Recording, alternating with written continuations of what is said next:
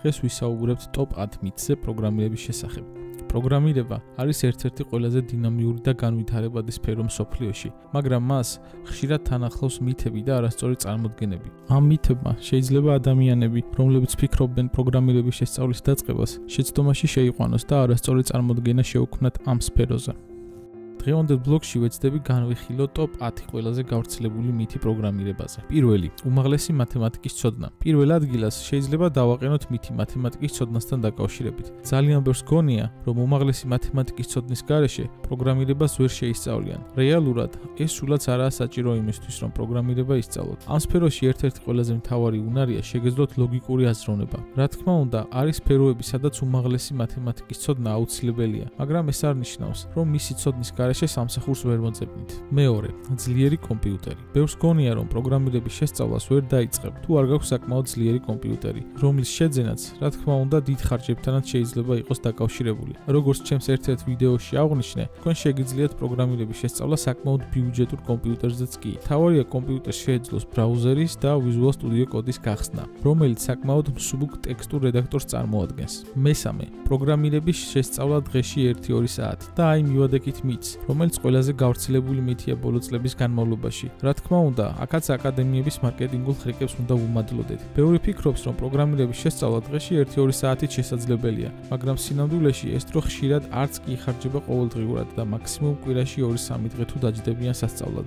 თუ თქვენ ნამდვილად გადაწყობთ ამ საქმეს სერიოზულად მოეკიდოთ, მოგიწევთ თქვენი თავისუფალი დროის მაქსიმუმი დაუთმოთ, ვინაიდან უამრავი მასალის შესწავლა მოგიწევთ. ასევე აუცილებელია თეორიული ცოდნასთან ერთად ეს ყველაფერი პრაქტიკული პროექტებითაც გაამყაროთ. მეოთხე, სწავლის დამთავრება კურსის შემდგომ. საკმაოდ ბევრ ადამიანს ჯერა, რომ უნივერსიტეტის დამთავრების თუ კურსის გავლის შემდგომ პროგრამირების შესწავლაც დასრულდება. დაიწყებენ თავისთვის საოცნებო სამსახურს და მორჩა. რეალურად, პროგრამირების შესწავლა არასდროს დასრულდება, ვინაიდან ეს სფერო საკმაოდ დინამიურია და ყოველდღიურად ვითარდება. იმისთვის, რომ დარჩეთ კომპეტენტური, აუცილებელია ყოველდღიური სწავლა და ფეხისაწყობა ახალ ტექნოლოგიებზე. წინააღმდეგ შემთხვევაში დიდი შანსია სამსახურიც დაკარგოთ. მეხუთე, პროგრამირება მხოლოდ კაცებისთვისაა. ჩემი გამოცდილებიდან ბევრს აქვს არასწორი შეხედულება, რომ ეს სფერო მხოლოდ მამაკაცებისთვისაა.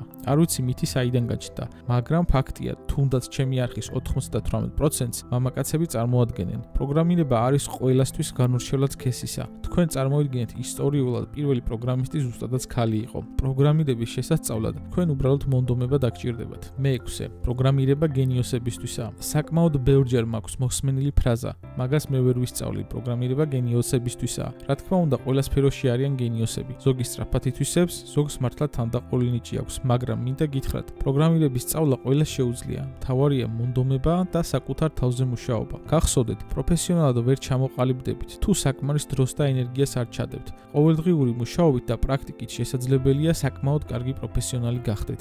მეშვიდე, მალე გამდიდრება. ყველას მენია თუ რა კარგი ანაზღაურება აქვთ პროგრამისტებს. სწორედ ესაა უმეტეს შემთხვევაში მიზეზი, თუ რატომაც ინტერესდებიან ამ სფეროთი. დიახ, კარგი პროგრამისტს კარგი ანაზღაურება აქვს, მაგრამ მინდა გაიაზროთ, თუ რამდენი შრომა დგას ამ ანაზღაურების უკან. ვერ იქნება რეალისტური, რომ 1-2 წელიწადში მაღალი ანაზღაურება გქონდეთ. მხოლოდ კურსების გავლა და რამდენიმე პროექტის გაკეთება საკმარისი არ არის. იმ ცოდნის მისაღებად, რომელიც ბაზარზე ძვირად ფასობს. კარგი ანაზღაურების მისაღწევად საჭიროა დიდი შრომა, დრო და რესურსების ჩადება. მერვე, პროგრამისტები ინტროვერტები არიან.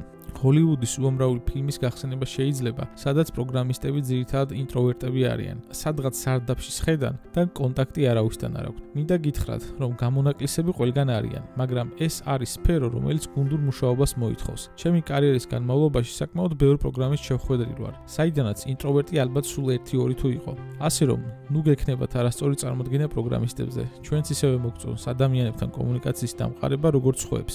მეცხრე, AI ჩაანაცვლებს პროგრამისტებს. და აი მივადექით ერთ-ერთ ყველაზე სადაო თემას. ჩაანაცვლებს თუ არა ხელოვნური ინტელექტი პროგრამისტებს. მინდა გითხრათ, რომ ეს ჯერ კიდევ დავისაგანია, თუნდაც უამრავ პროგრამისტში, მაგრამ მე, ჩემი აზრი შემიძლიათ მოგახსენოთ. ხელოვნური ინტელექტი საკმაოდ კარგი ხელსაწყოა, რომელიც რუტინულ საქმეებს აგვარიდებს თავიდან, მაგრამ არ მგონია ადამიანის კრეატიულობა და პრობლემის გადაჭრის უნარი თლად ჩაანაცვლოს. პროექტებში, რომლებიც თუნდაც ადამიანურ გამოცდილებას მოითხოვენ. რა თქმა უნდა, ამ სფეროზე საუბარი უსასრულოდ შეიძლება, მაგრამ ჯობია აქ დავასრულოთ ჩემი აზრის გამოთქმა. მეათე, აუცილებელია ყველა ენის შესწავლა. ძირითადად დამწყებ პროგრამისტებში ხშირია არასწორი შეხედულება იმის შესახებ, რომ პროფესიონალად ჩამოყალიბებაში აუცილებელია ყველა პროგრამირების ენის შესწავლა. რა თქმა უნდა, ყოველთვის უნდა ცადოთ ახალი ტექნოლოგია თუ პროგრამირების ენა, მაგრამ ეს არ ნიშნავს იმას, რომ არ იქნებით კარგი პროფესიონალი თუ ყველაფერი არ გეცოდინებათ. მინდა გითხრათ, რომ შესაძლებელია მთელი კარიერის განმავლობაში ერთ ენაზე წეროთ და თქვენი ანაზღაურება საკმაოდ კოლოსალური თანხა იყოს. თავარია იყოთ კარგი პროფესიონალი. დასკვნა. მოცემულ ვიდეოში ვეცადე ჩამომეთვალა ჩემს გარშემო ყველაზე გავრცელებული მითები პროგრამირებაზე. თუ დაამატებით რამეს, შეგიძლიათ დაწეროთ კომენტარებში და განვიხილოთ ერთად. იმედია მოგეწონათ ვიდეო, გამოიწერეთ არხი, გაუზიარეთ მეგობრებს. დროებით, შევხვდებით შემდეგ ვიდეოში.